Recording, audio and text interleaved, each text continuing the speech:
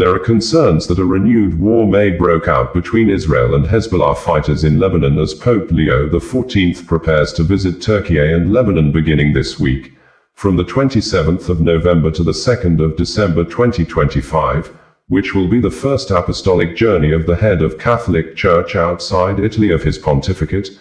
The possible renewed war may occur following Hezbollah stands to retaliate attacks Israel launched in the capital of Lebanon, Beirut on Sunday, killing Hezbollah Chief of Staff and Second-in-Command, Haytham Ali Tabatabai alongside 4 other persons, namely, Qassem Hussein Berjawi, Mustafa Asaad Berro, Rifaat Ahmad Hussein, Ibrahim Ali Hussein, and funeral is being held in their honor in Beirut as at the time of filing in this report on Monday. Israel, while confirming the killings, said, Tabatabai is a mass murderer, his hands are soaked in the blood of many Israelis and Americans, and it is not for nothing that the US put a bounty of $5 million on his head, although previous popes had visited Lebanon in the past successfully, but the current pope, Pope Leo XIV, is the first US-born citizen to be pontiff or head of the Roman Catholic Church, and one of the Hezbollah official, Mahmoud Qmati, in a statement on Sunday as he stood near the bombed-out building in the Haret Hreik suburb, said,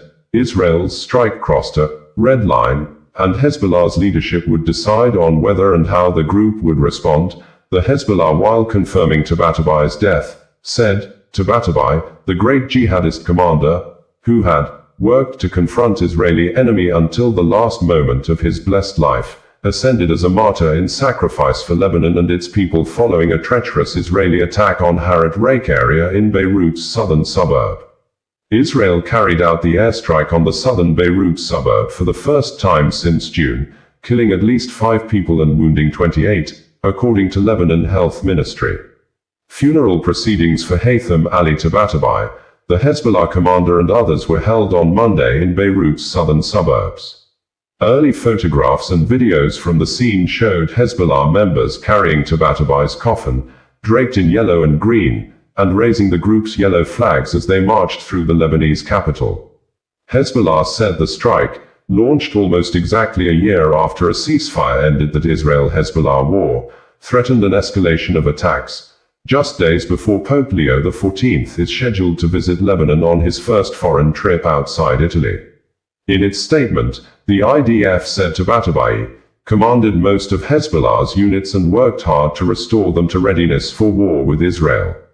Israeli Prime Minister Netanyahu's office said earlier Sunday that the Hezbollah Chief of Staff was the target of the Israeli strike on southern Beirut. Office of the Prime Minister of Israel, in a statement on Sunday, said, a short while ago, in the heart of Beirut, the IDF attacked the Hezbollah Chief of Staff, who had been leading the terrorist organization's build-up and rearmament. Prime Minister Netanyahu ordered the attack upon the recommendation of the Defense Minister and the IDF Chief of Staff. Israel is determined to act to achieve its objectives everywhere and at all times. The Israeli Prime Minister office also quoted the Prime Minister Benjamin Netanyahu as saying, a few hours ago, the IDF eliminated Ali Tabatabai, the Chief of Staff of the Hezbollah terrorist organization. Tabatabai is a mass murderer. His hands are soaked in the blood of many Israelis and Americans, and it is not for nothing that the US put a bounty of $5 million on his head. Tabatabai served as a senior commander in the Radwan force. This is the force that prepared to conquer the Galilee and slaughter many of our citizens. Recently, he led Hezbollah's renewed efforts to rearm. This is of course after the heavy blows Hezbollah suffered in the Pager operation, in the damage to its missile stockpiles, and of course, in the elimination of Nasrallah. I thank the IDF and the security forces which carried out a professional, accurate, and successful operation today.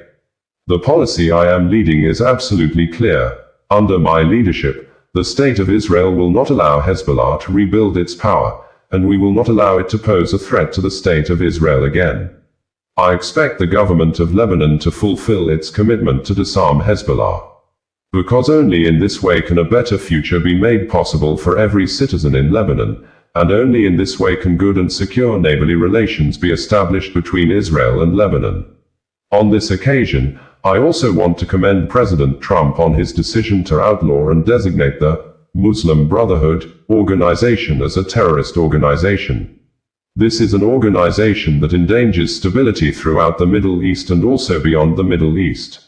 Therefore, the State of Israel has already outlawed part of the organization, and we are working to complete this action soon. Lebanese President Joseph Aoun said in a statement issued by his office that Israel's strike in Beirut on Sunday was further proof that it disregards repeated calls to cease its attacks on Lebanon and refuses to implement international resolutions and all efforts and initiatives aimed at ending the escalation and restoring stability, not only to Lebanon but to the entire region. Lebanon, which has adhered to the cessation of hostilities for nearly a year now and has presented initiative after initiative, reiterates its call to the international community to assume its responsibility and intervene firmly and seriously to stop the attacks on Lebanon and its people, Aoun said. Vatican News in a statement had announced Pope Leo XIV's visit to Lebanon as follows. Türkiye. On Monday, the Holy See released the schedule for the Pope's journey, which will begin in Türkiye on the 27th of November. Upon his arrival in the capital, Ankara, the Holy Father will meet with the nation's president, Recep Tayyip Erdogan, before addressing Turkish authorities, representatives of civil society, and members of the diplomatic corps. At the end of the day, the Pope will travel by plane from Ankara to Istanbul, Turkey's largest city. During his first full day in Türkiye, Friday the 28th of November, Pope Leo will meet with bishops, priests, deacons, consecrated persons and pastoral workers at Istanbul's Cathedral of the Holy Spirit. Later in the morning, he will visit the nursing home of the Little Sisters of the Poor. After a short helicopter flight to Nisa, modern Iznik, the Holy Father will participate in an ecumenical prayer service near the archaeological excavations of the ancient Basilica of St. Neophytos. Returning that same day to Istanbul, the Pope will meet with bishops in the Apostolic delegation. On Saturday the 29th of November, Pope Leo will begin his day with a visit to the Sultan Ahmed Mosque, the famous Blue Mosque, before meeting privately with leaders of the local churches and Christian communities at the Syriac Orthodox Church of Mor Ephraim. In the afternoon, he will take part in a doxology at the Patriarchal Church of St. George, the seat of the Ecumenical Patriarchate of Constantinople. Following the service, Pope Leo XIV will meet with Ecumenical Patriarch Bartholomew I, with the two leaders signing a joint declaration in the Patriarchal Palace. The day will conclude with Holy Mass celebrated in Istanbul's Volkswagen Arena. The Holy Father's schedule for Sunday the 30th of November, the Feast of St. Andrew the Apostle, begins with a prayer visit to the Armenian Apostolic Cathedral. Later that morning, Pope Leo will attend a divine liturgy at the Patriarchal Church of St. George. Following an ecumenical blessing at the conclusion of the liturgy, the Pope will have lunch with Ecumenical Patriarch. Lebanon. In the afternoon, after a farewell ceremony at Istanbul's Ataturk Airport, Pope Leo XIV would begin the second leg of his apostolic journey by flying to Beirut, Lebanon. Upon his arrival, the Pope will hold separate meetings with the President of the Republic, the President of the National Assembly, and the Prime Minister of Lebanon. He will then give his customary address to Lebanese authorities, representatives of civil society, and members of the diplomatic corps. Pope Leo has a busy day on Monday the 1st of December, beginning with a visit to the tomb of Saint Charbel Makhlouf at the monastery of Saint Maroun in Anaya. From there, he travels to the shrine of Our Lady of Lebanon in Harissa, where he will meet with bishops, priests, consecrated persons and pastoral workers. The morning concludes with a private meeting with Catholic patriarchs in the Apostolic Nunciature. In the afternoon, Pope Leo will hold an ecumenical and interreligious meeting in Martyrs Square in Beirut. Later, in the square in front of the Maronite Patriarchate of Antioch in Bikirke, Pope Leo will meet with young people of Lebanon. The final day of the Pope's Apostolic Journey, Tuesday the 2nd of December, will see the Holy Father visiting staff members and patients of the De La Croix Hospital in Jal ed-Dib. Pope Leo will then have the opportunity for silent prayer at the site of the Beirut port explosion, which occurred in 2020.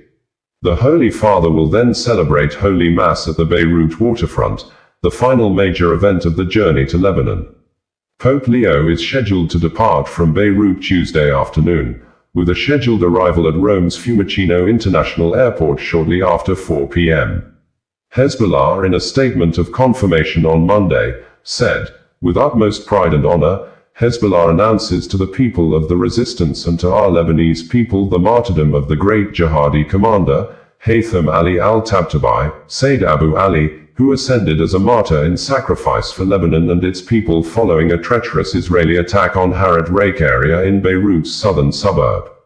The great commander joined his martyred brothers after a long period of awaiting the meeting with Allah Almighty, following a life filled with jihad, sincerity, dedication, and steadfastness on the path of resistance. He spent his blessed life working tirelessly in confronting the Israeli enemy until his last moments. He knew no fatigue or hesitation in defending his land and people. He dedicated his life to the resistance since its inception and was among the leaders who laid its foundational structure, enabling it to remain strong, dignified, and capable of defending the homeland and achieving victories. Allah bestowed upon him the lofty honor of martyrdom, and his great sacrifice will inspire his brothers in the resistance with renewed hope, determination, and strength to persist on this path.